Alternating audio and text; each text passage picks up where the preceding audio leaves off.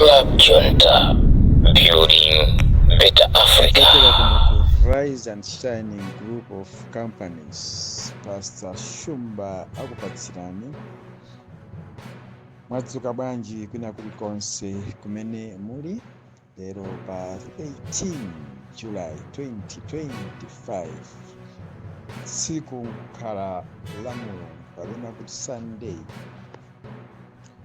ya poyamba ndimafuna ndikumbutse kuti ngati mwadzuka tamupembedzani Mulungu, tamuyamikani, tamuthokozani Mulungu pamene mulipo mtima mwanumo. Olo mutapanda osakuwa koma mtima mwanu Mulungu amamva, zapansi pa mtima panopo Mulungu amamva, zopempha zanu zoyamika zanu Mulungu amamva. That's the priority. Musanagwire foni yanu muziyamba mwamupembedza cha mumtima mwanu, kumuthokoza, kumuyamika, wakutetezani usiku wonse, wakuyang'anirani, wakusamalirani, wakudzosaniso ndi moyo. Chimenecho ndiye chiyambi cha nzeru. Pastor Moses Shumba ndilo dzina langa. Lero ndikupatsirani nkhani mwina zosemphanako pang'ono ndi zomwe ndimakupatsirani masiku onse, komanso zokhazikika kwambiri muzigwiritse ntchito Amalawi. Koma ndisanatero ndifuna ndipereke moni kwa anzanga. Mr. Big Show muli bwanji ku South Africa, mnzanga wapamtima, mnzanga osaona nyengo ngati mazimo. Big Show ambuye azikudalitsani kwambiri achimwene anga. Mayi aku nyumba kwanu Auntie Gertrude muli bwanji ku Mangochi, anaji miche ulikwere. Wao tuni mama wangu nangati oyo yeah. Brother Mike na Makwa ku Botswana muli bwanji, tasowanatu. Yes, bale wanga Alex na Makwa zikuteka, achimene abanda ku Botswana zikuteka. Professor Kinka Mozambique muli bwanji. Lero ndichulapo anthu mnokhanu moni wanga apite kwa inoyo. Mawa ndichulanso ena akumalawi kokhakokha. Amalawi anzanga, poyamba ndimafuna ndiyankhule si chipongwe koma ndithu chilungamo chiyende ngati madzi. Ndikudziwa ena amadana ndi chilungamo, ena amakondwera ndi chilungamo, ni mmene dziko limakhalira.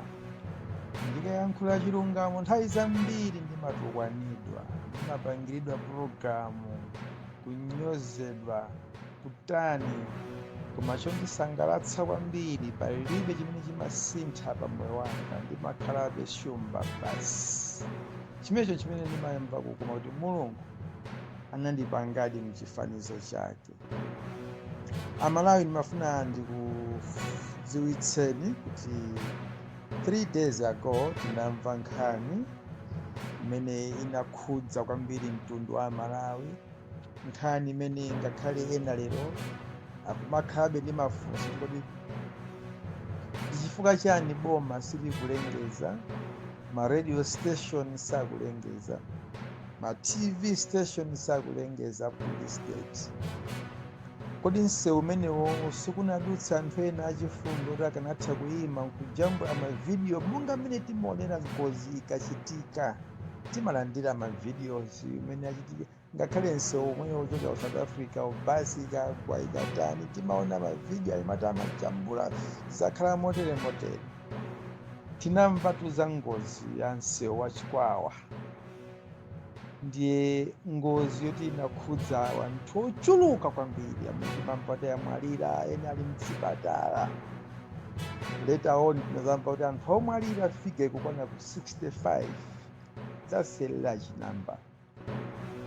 Ndiye Rise and Shining inathamanga ndithu kufunafuna kupeza choonadi kuti Amalawi tidziwe chifukwa pa anthu 65 sipaka madepera anthu 11-12 odziwapo abale awo. Yetapeza ndithu mboni kunena kuti msewu umenewu sikunachitike ngozi imene inafotokozeredwa kuti anthu amene amapita kusanjika lole imene adakwera inagudubuzika. Ayi, sizinachitike. Ndipereke umboni wokwanira kwambiri kuti anthu mumvetse kuti bwanji Pastor Shumba akuyankhula izi.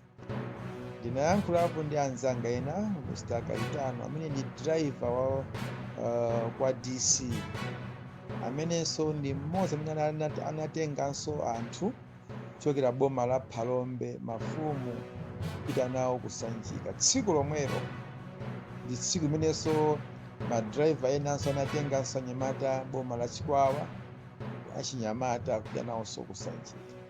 Ndipo achinyamata amenewa anakafika ndithu kusanjika, ndipo ndi amene anayamba kulowa ku nyumba yachifumu imeneyi mafumu aku Phalombe asanalowetsedwe. Ndipo amatuluka chamma something past 1 ku nyumba yachifumu imeneyi, ndipo mafumu amalowetsedwa chamma 2 koloko, ndipo anatulukako chamma 6. Soyenza kuti timamva kuti ngozi idachitika anthu akupita ku nyumba yachifumu imeneyi, koma ngozi sidachitike. Anthu anakafika ku nyumba yachifumu, anakadya, anakalandira ma 50,000 achinyamatawo, ndipo anabwereranso bwino lomwe. Mwamwayinso Horizon Shining inakafika ku chipatala cha Yeratu chimene chili pa boma la Chikwawa. Tinachezapo ndi Dr. mmodzi amenenso ndi nzathu ndithu kwambiri, Alfred Gia. Tidafufuza kuti aya lomwe sikunafike patient wina aliyense wa ngozi kuchokera kuchokera kaya Bathaba kumapita mtunda wa Blantyre. Ayi, sitinalandiso uthenga wina uliwonse. Ndipo ndinafuna beti ndizindikire chifukwa ngozi iyi imamveka kuti ndi yayikulu kwambiri. Ndinayankhula ndi senior chief Paramount Amini Lundu wa boma la Chikwawa, ndipo ananenetsa kuti ayi ndithu ngozi imeneyi sinachitike. Kuchitika ngozi ngati imeneyo ine ndimenera kudziwitsidwa, ndipo ndimenera kutuma nthumwi zanga kapena kupita ndekha nkukaona, komanso mwina kulifotokozera boma, chifukwa ngozi imeneyi mwachisiwikire boma imene yachitengapo mbali, mwina kutigulira makhofini, mwinanso kukathandiza anthu amene ali mchipatala kuti alandire thandizo mofulumira. Koma ndithu ayi, ngozi imeneyo sinachitike. Ndayankhula izi Amalawi chifukwa chonena kuti ndi ngozi yayikulu kwambiri tikatengera ndi mmene figa imatchulidwa kuti ikadachita sheki Malawi, ndipo Amalawi tikanena kukhala okhudzika kuti tataya anthu ochuluka mukanthawi kamodzi. Choncho ndimafuna ndipemphe ife ma activist social media tiyeni tizifalitsa uthenga kuti anthu akapanga folo uzichita circulate ndithu momveka, uzikhalanso ndi maumboni, chifukwa ngati uthenga umene wangozi ndi uthenga wokhudza kwambiri mtundu wa Malawi komanso dziko. Ndimafuna ndifotokoze moteromo, ndanena kuti ena zianyasa chifukwa akuona ngati mwina ndikuwapanga pachizungu amati kodi ndinene kuti chani chizungu chake, decampaign, let me use that word. Koma ayi, sindimapanga decampaign wina aliyense, koma ndimangofuna tichi anthu azikhulupirira kwambiri media yathu. Ife ngati ma activist azitikhulupirira kaya ndi 95% kaya ndi 80% at least, that will be much better. Koma kuthamangira kuti nditchuke mawa sumadzachukanso iyi, chifukwa anthu amazipanga folo namapeza kuti there is no truth on you. Amalawi nimafuna ndikupatsireni nkhani ina imene yandisangalatsa kwambiri. Ndinafotokozapo 3-4 days ago za nkhani ya kuchididi, ndipo ndinanena kuti ena amanditukwana kuti ndikuyankhula nkhani yabodza, kundiyimbira chani, koma tsopano dzulo ndalandira mauthenga ochokera kuchididi. azimayi kundiyimbira foni, abusa musachite mantha, musaopsezedwe. Zimene munafotokoza zija ndi zoona ndithu zikuchitika, ndipo ifeyo sitikusangalatsidwa naye m'busa ameneyi, dokta ameneyi ayi. Ndipo nthawi imene anachoka kuno, ife kuno tinali pa mtendere. Ndalandira mafoni pafupi mwina 11 dzulo, ndipo ndalimbikitsika kwambiri, ndipo ndikupanga programu yopita ku Chididi. Sindikupitako ndekha, ndipezanso ena amabungwe nditsagana nawo, ndipo ndakonzeka ndithu. Ena andipanga sapoti kuti ndikamapita ndisakhale ndekha. Ndi nkhani imene yakhudza kwambiri Amalawi ochuluka tayimva kuti akachite find out kuti chilungamo chidziwike. Choncho any day any time ndipezeka kuti ndili m'boma la Nsanje, ndili ku Chididi ndi akuluakulu ena amabungwe, kuti nkhani imeneyi tiyipange folo Amalawi muyitsatire bwino lomwe, chifukwa ena amaona ngati ndingokamba zothera pa social media. Ine zanga sizimathera pa social media, zimafuna Amalawi azitetezeka, Amalawi azisamalirika, Amalawi azithandizika. Tinatenapo mbuyomu za nkhani ya kampani ina yake, ndipo kampaniyo idachotsa munthu ntchito amene amazunza kwambiri ama drivers. As I'm talking, munthuyo ndilova pano pa 3 days yomweyi, ndipo madriver panopa akusangalala, akukwezera masalaries. Zimene timafuna zimenezo. So tikamayankhula nkhani zina anthu amene ngati kungoyankhula zongocheza kapena zongoopseza kapena zongomasangalatsa anthu pa social media. I am not like that. Pastor Shumba is Pastor Shumba. Ndikufuna ndikukumbutseni kuti tasala ndi masiku 61 andi tikamafika mawa tikhala ndi masiku 60 kuti anthu tipite kukachita cast voti yathu, tikavote mtsogoleri wa dziko la Malawi, tikavote ma MPs ama constituency maboma mwathu, tikavotenso ma councillors amawodi. Nkhani yanga ndionena kuti takumbukirani kwambiri mbuyo mumene tadutsira kuchokera 2022, 23, 24, 25. Ndatchula 2022 chifukwa mu chaka cha 2020 ndi 2021 kunali ndalama kuboma zimene anthu amene aja anayesera kuonesa ngati kuti akufuna kuyendesa boma limwe chilungamo, chifukwa ndalama zimene amagwiritsa ntchito anazipeza zilipo.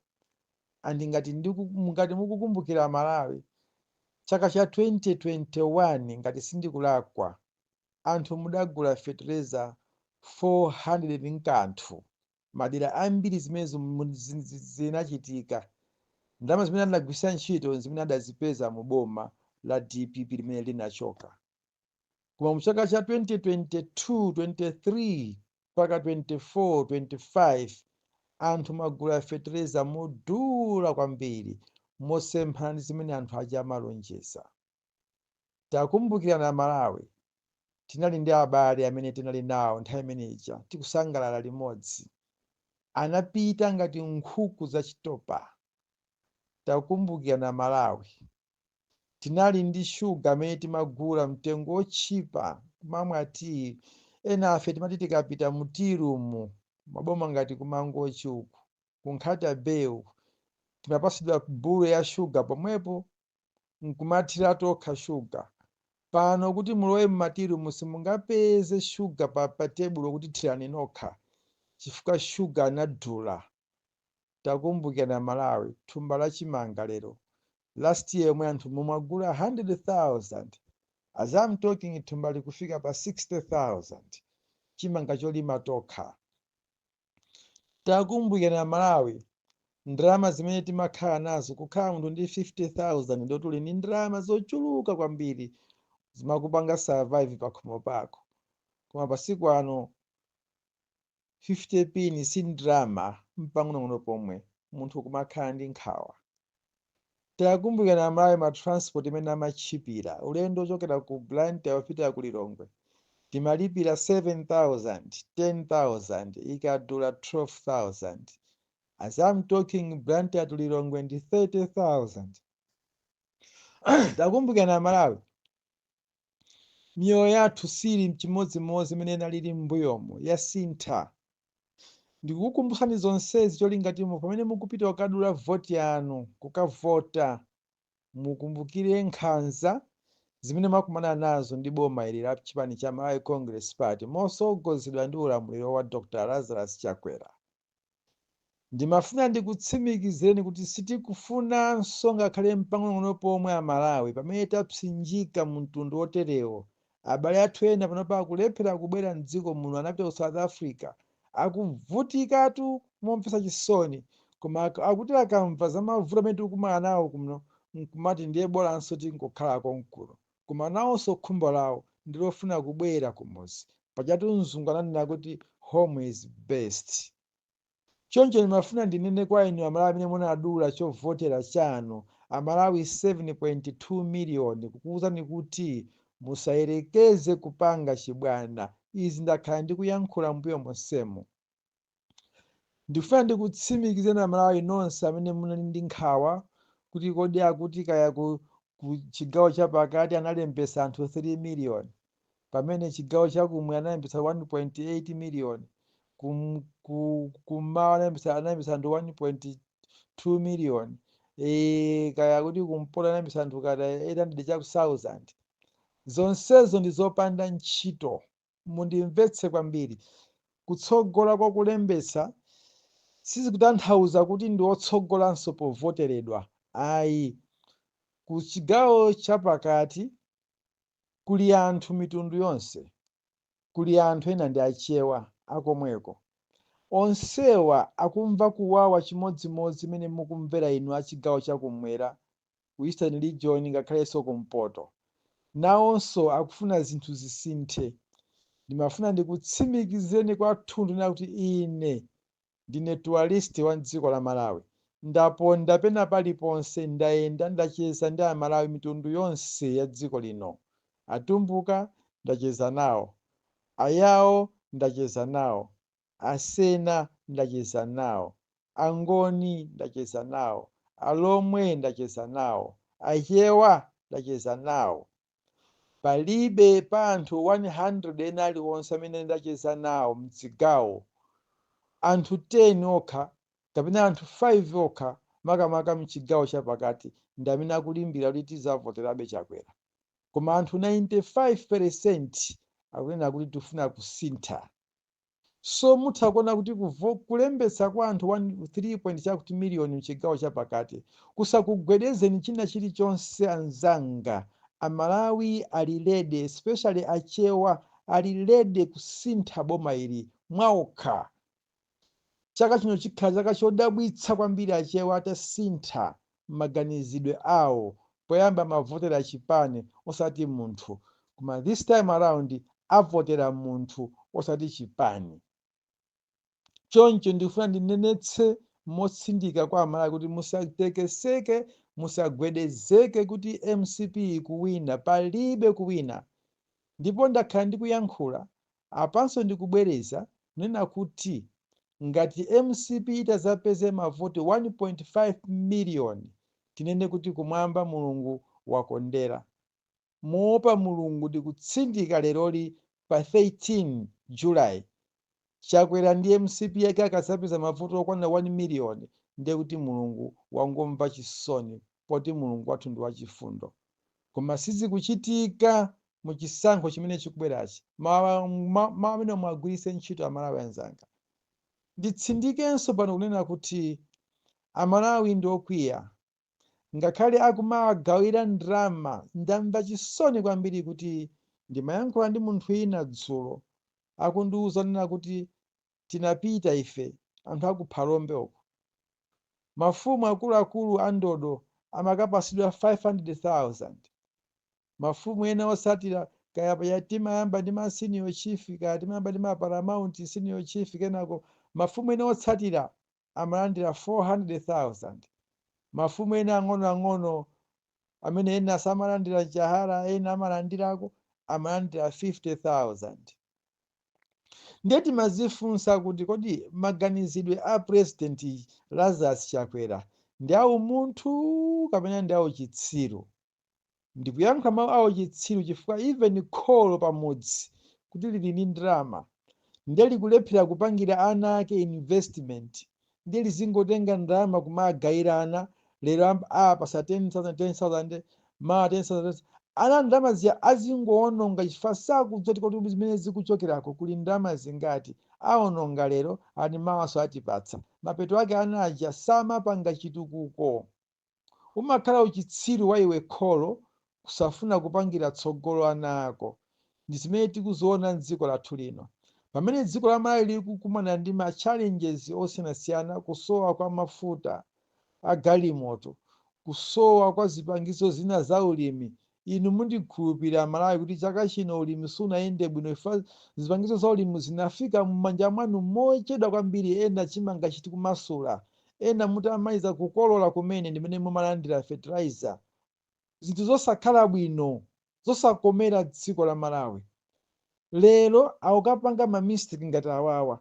Ndithokoze kwambiri mafumu a boma la Phalombe, mafumu a boma la Chikwawa ndi Nsanje kuti mwanditsimikizira kunena kuti simuzavotera ngakhale akupasani ndalama, simuzavotera MCP. Ndithokoze kwambiri chifukwa munalankhula izi kuchokera pansi pa mtima wanu. Munthu akamayankhula kuchokera pansi pa mtima sizimasowa. Ndithokozenso kwambiri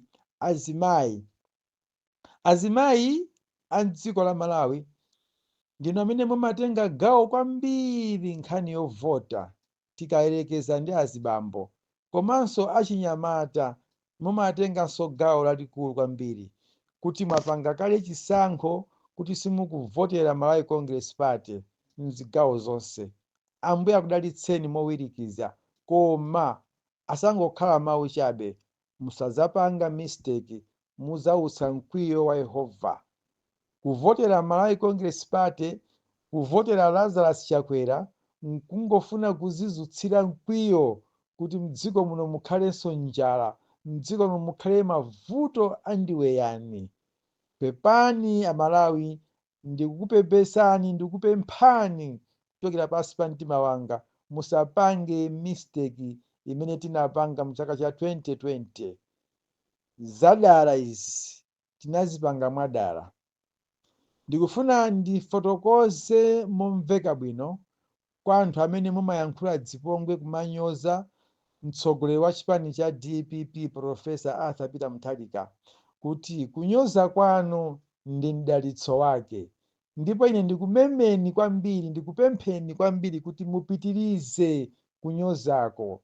Pamene mukunyoza muzampasanso madalitso ochuluka, khalanso ni moyo wamphamvu ndi wathanzi, komanso zaka zochuluka, kuti muone ukulu wa Yehova.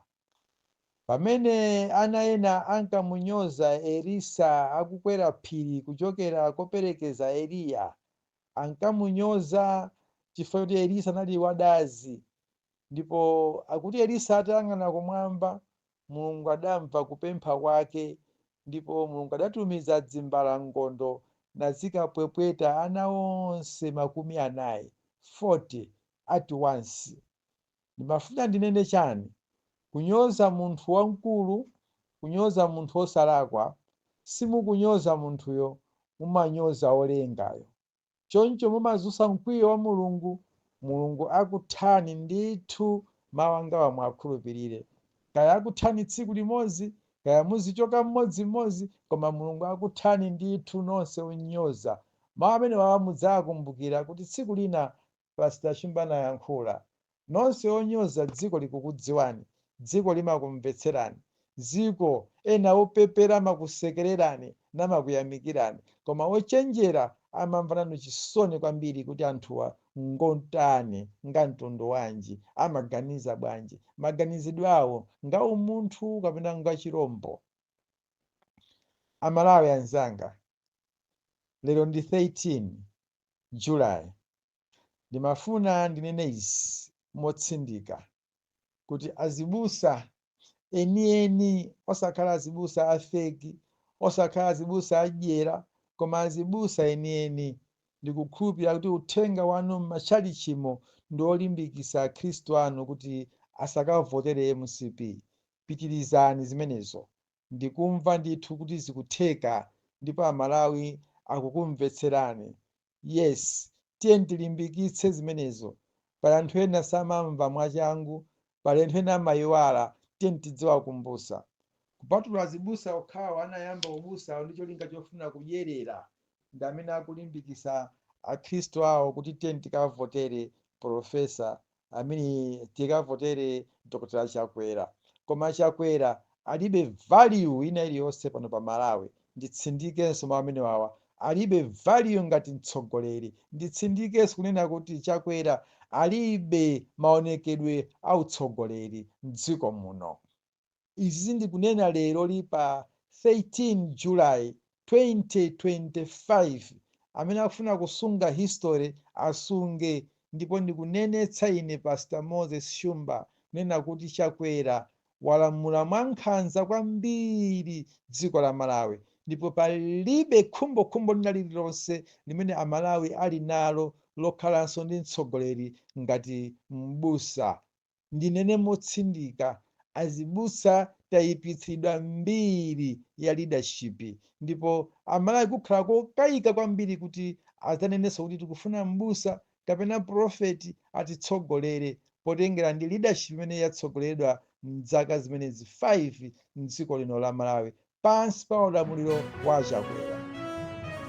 Ine ndimafuna ndikunenetseni Amalawi, ndikumemeni Amalawi kuti mumvetse kwambiri kunena kuti mphechepeche mwa njovu supitamonso kawiri. Ndi boma ilili tataya azibale athu mosadziwika bwino, ndi boma ilili tavulazitsa azibale athu, ndi boma ilili tamangidwapo nkhani zopanda umboni kwenikweni, nkhani zopanda pake. Ndinene choncho mwina kuti anthu mumvetsese, zopanda pake, chifukwa mdziko muno tili ndi ufulu wa demokrasi, oyankhula, ovomereza, otsutsa, okana. Tili nawo ufulu umenewo wa munthu kungokana kuvomereza akukakusakasaka kumakumanga. Tagonapo enafe kumaula prison masiku opitirira 40. Tagonapo mu maselo osiyanasiyana nkhani zake akuti sunayankhule bwino. Mafuna tiyankhule bwa tizikukometserani? Ayi ndithu zosachitika, mtunda wake ndi suno. Alipo ena amene amakukometserani ngakhale akumva kuwawa, cholinga chofuna dipo. Ine sindimafuna dipo lina lililonse, ndipo ndakhala ndikuyankhula zimeneziso.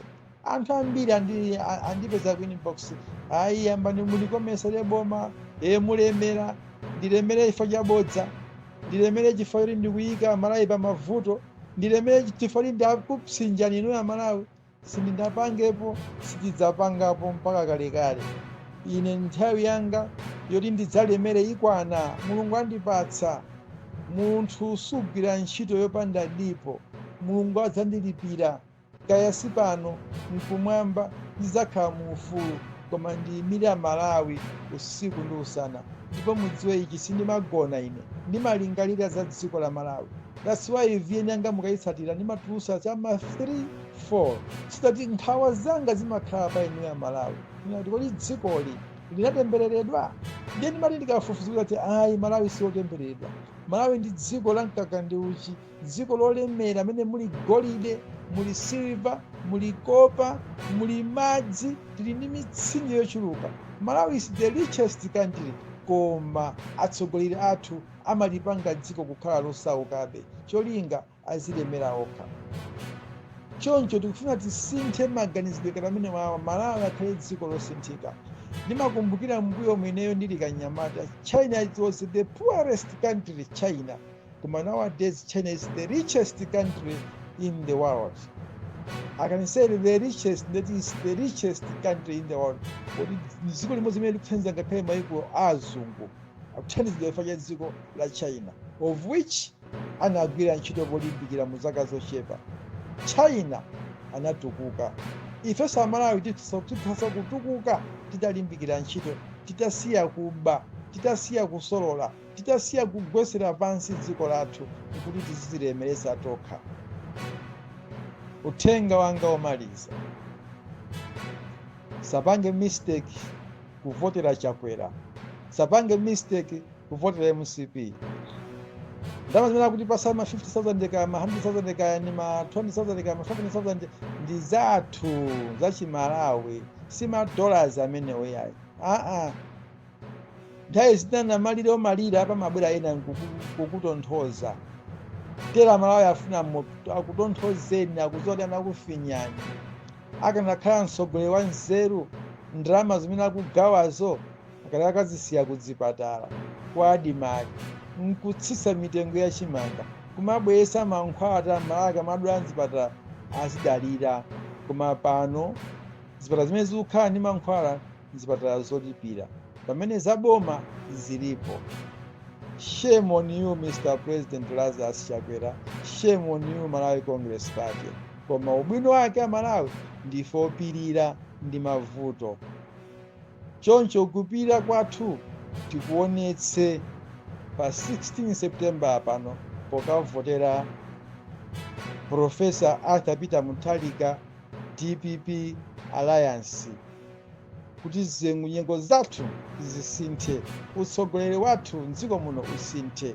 Ndimayankhula izi mobwerezabwereza kuti ena amene samamva amvere. Kaya muyankhula motani, koma ndikuyankhula chilungamo. Chilungamo changa muzachigwira tsiku lina kuti munthu uyu anakhala kuyankhula kwa nthawi yayitali samasunthika pena paliponse, ndipo lero zapherezera. Ndiyankhulenso zindisanayiwale kuti maprofeti ena amene amalandira ndalama nkumayankhula zinthu zopepera mtundu wa dziko la Malawi, pamene Amalawi akupsinjika chifukwa iwo alandira ndalama afuna kukwirira chilungamo, kumanena kuti I prophesy, I see in my vision, God was telling me that this coming election, the one who is going to lead again this country is Lazarus Maikathe Chakwera. Bodza la nkunkhuniza. Ndipo ndikupempha Mulungu kuti achititse manyazi aneneri onyenga amenewa pa 16 September pano, kuti anthu mudziwe kuti kukhala mneneri nkumazifalisa sindiye kuti ndiwe mneneri ayi, koma oyankhula chilungamo yekhayo ndi amene amayima ndi Mulungu. Baibulo limanena kuti olankhula ntheradi aonesa chilungamo, koma mboni yonama imangonyenga. Mukhale ndi mawu abwino Malawi. Pamene mukuzikonzekeretsa kukapemphera, kupita ku mabizinesi anu, ntchito, maulendo osiyanasiyana, Mulungu akutsogoleni pa tsiku limeneli muchina chilichonse. Mulungu apewese ngozi zapansewu zogwa mwadzidzidzi kaya zakumidima zisachitike ndi pembedzero langa, kuti mpaka na Malawi musamalitse voti yanu. Ndinakhudzika kwambiri nditamva kuti kwamwalira anthu 65 pa ngozi. Ndiye ndimageza tsopano mavoti 65 a profesa apita. Koma lero ndikunena kuti ndili chisangalalo kwambiri kuti ali mavoti aja atetezeka. Anthu onse amene amatchulidwa aja kuti amwalira aja ali moyo. Timpemphe Mulungu kuti atipewetsere ngozi pakati apa mpaka pa 16 kuti Amalawi tikavote, kuti timpase voti Professor Arthur Peter Mutharika ndi chipani cha DPP ndi onse amene apangana alliance. Mulungu akudaliseni, Mulungu akutsogoleni nonse Amalawi. Ndimakukondani inunso, ndimazoti mumandikonda. Ndifake mumandifunira mafuno abwino nthawi zonse. Azinzanga amene muli kunja, Amalawi anzanga amene mumalikonda dziko langa, limbikirani kuyima nafe mumapemphero kuti Malawi asinthe, mudzabwere kuno kwanu kuzakhala mwaufulu dziko lanu. Pastor Moses Shumba ndilo dzina langa. Ena amakonda kufuna kundiyimbira foni, muli mavuto osiyanasiyana. Namba yanga ndi 93303 musandiwodzera olomutanga ndifulasa. Tsatsani malonda anu pa machanelo awa. Bye-bye. Makosana with 100 plus subscribers. BS Malawi with 100 plus subscribers. Hot 265 with 90,000 plus subscribers. Sam Mavita with 100 plus subscribers. AMTV Malawi with 50k plus subscribers. Malawi Trends TV with 50k plus subscribers. Dreams Media with 20k plus subscribers. Mpongwe Pongwe with 80k plus subscribers. Crab Junta with 40k subscribers. komanso umatha daily with 10k plus subscribers. Ndipo mutha kulipeza kudzera pa Malawian YouTubers Association Maya. Uthenga wanu udzafikira anthu oposaposa 500,000 pa tsiku. Tilumikizeni kudzera pa email iyi officialmaya265@gmail.com.